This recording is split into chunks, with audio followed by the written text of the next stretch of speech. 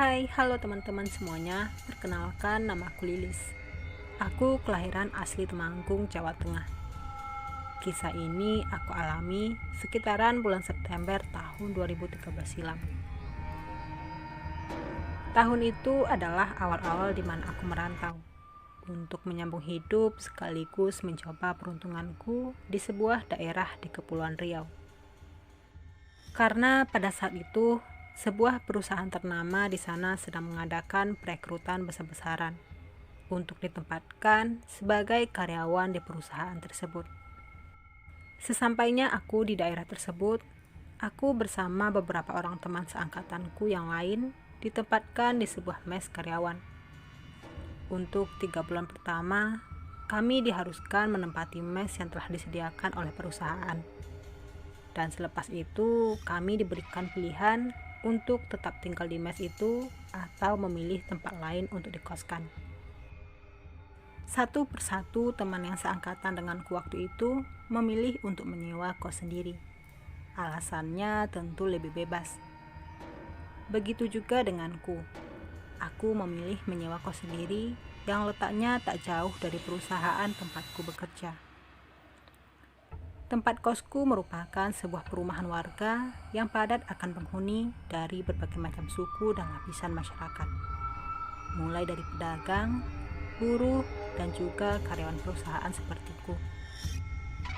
Kosanku merupakan deretan rumah yang disusun berdasarkan blok-blok.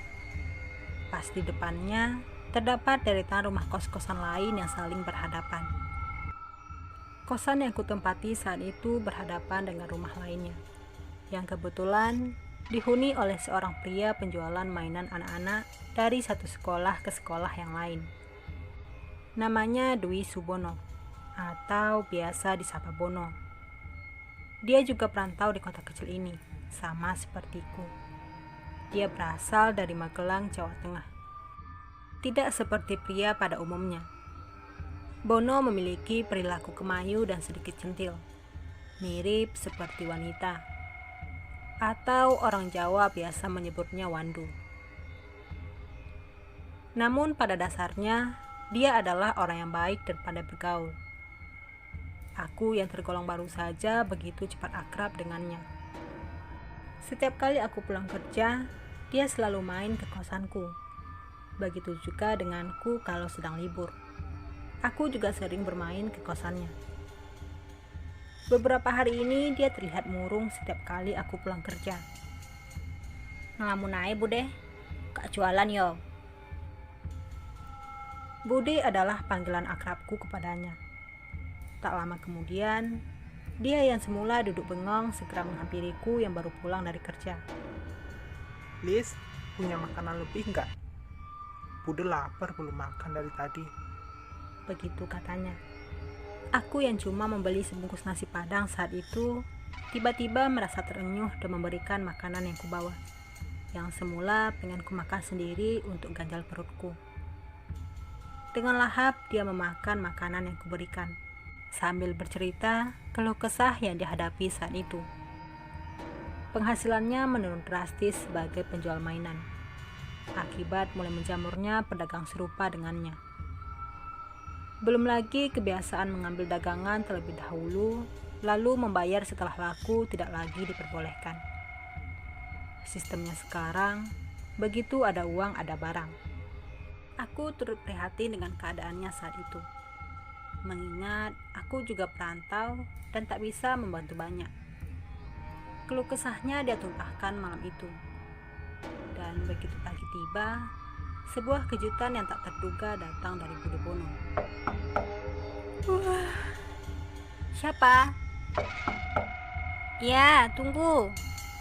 Aku yang masih dalam keadaan mengantuk berjalan menuju ke pintu untuk melihat siapa tamu yang datang. Hai.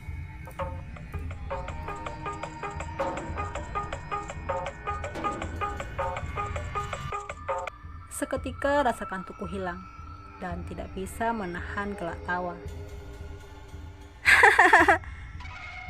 Bude Bono mau kemana? Kenapa berdandan seperti itu?" Hush. Eke mau ngamen. Dan nama Eke bukan lagi Bono, tapi Bonita. Ingat ya, Bonita. Catat.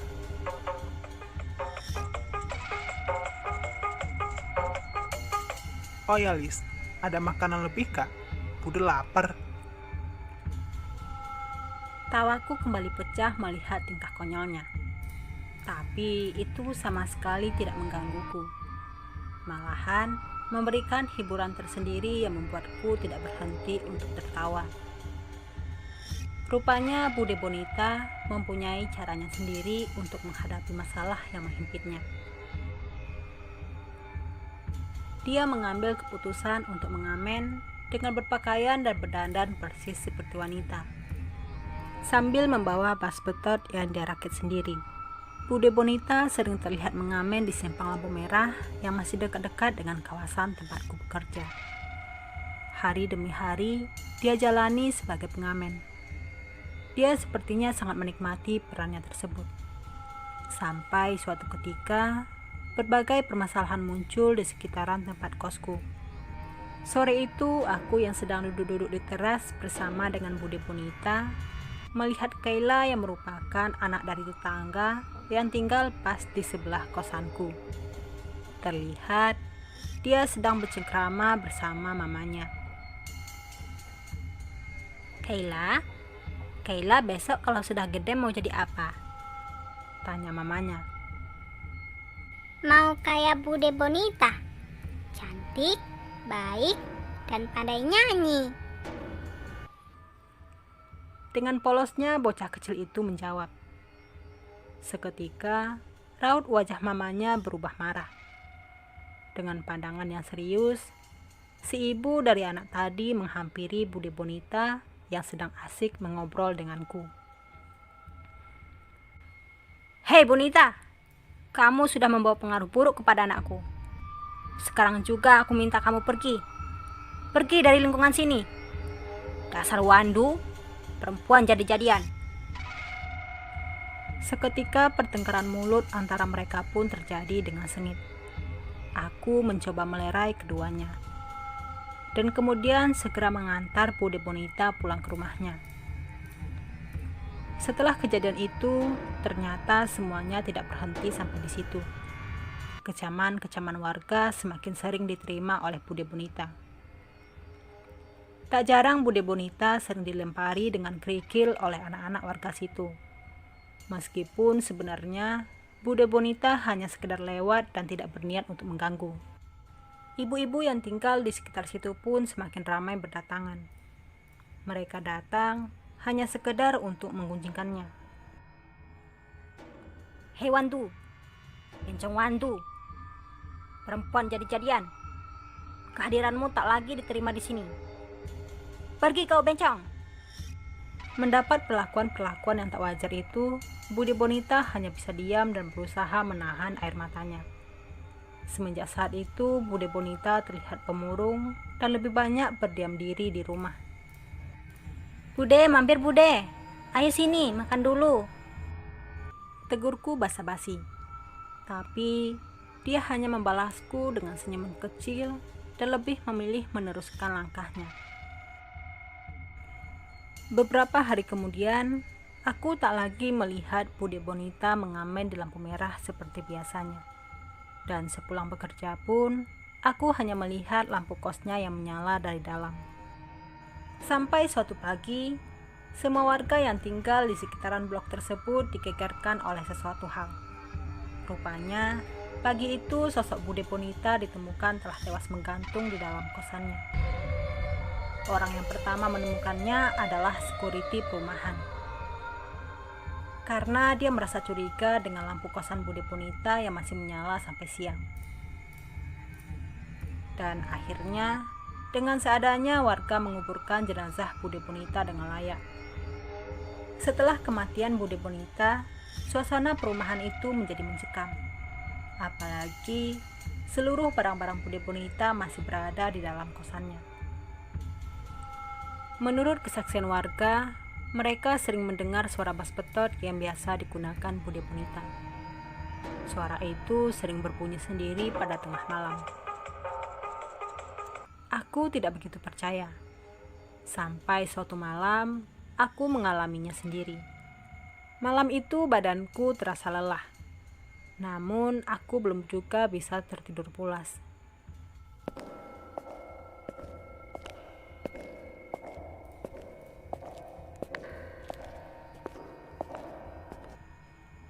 Dari luar kosanku seperti terdengar suara sepatu hak tinggi sedang mondar-mandir di teras rumah. Lis, ada makanan lebih. Bude lapar. Seketika aku tercengang, antara takut sekaligus tidak percaya. Suara itu terdengar tidak asing bagiku. Ya, itu adalah suara Bude Bonita sewaktu dia meminta makanan kepadaku. Pengalaman yang serupa juga pernah kualami di malam berikutnya. Saat itu aku baru pulang bekerja dan berniat untuk segera pulang beristirahat. Karena terlalu lelah, aku pun tidak memperhatikan keadaan di sekeliling kosanku. Baru pulang, Lis? Suara itu kembali membuatku kaget. Saat aku berbalik untuk melihat, ternyata itu adalah sosok Bude Bonita dengan leher tergantung dalam kosannya. Pintunya terbuka seakan mempersilahkanku untuk masuk. Aku yang ketakutan langsung berlari masuk ke dalam kosanku dan mengunci rapat pintunya. Untuk kesekian kalinya, aku mendapatkan teror yang sama.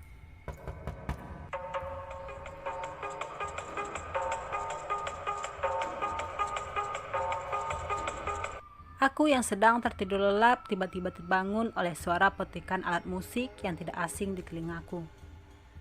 Seperti terpanggil rasa penasaran, aku mencoba mengintip dari gorden kaca kosanku. Seketika aku dikejutkan kembali oleh kemunculan sosok Bude Bonita sedang berdiri di depan pintu kosanku sambil memainkan alat musiknya. Kepalanya terlihat sengklek dengan tambang yang masih mengikat di lehernya.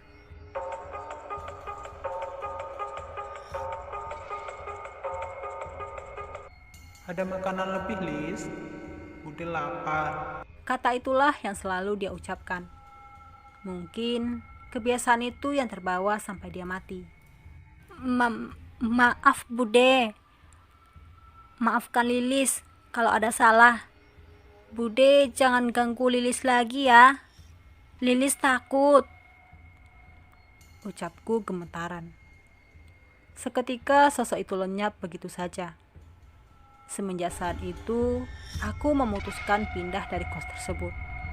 Dan sosok itu pun tak lagi datang menggangguku. Itulah pengalaman pertamaku bertemu dengan hantu yang menyerupai seseorang yang mati karena gantung diri. Oke, terima kasih banyak buat teman-teman yang sudah bersedia mendengarkan kisah yang kami bawakan. Semoga teman-teman mendapatkan pelajaran berharga dan nilai positif dalam kisah ini. Untuk kisah-kisah misteri lainnya, silahkan pantengin terus channel ini ya. Dan jangan lupa untuk tekan tombol subscribe, like, comment, and share-nya. Jika teman-teman sedang mendengarkan kisah ini, pastikan lampu menyala dan tidak dalam keadaan sendiri. Karena bisa jadi Anda tidak sendiri. Terima kasih, salam keramat, satu nyali tanpa jasad. Assalamualaikum warahmatullahi wabarakatuh.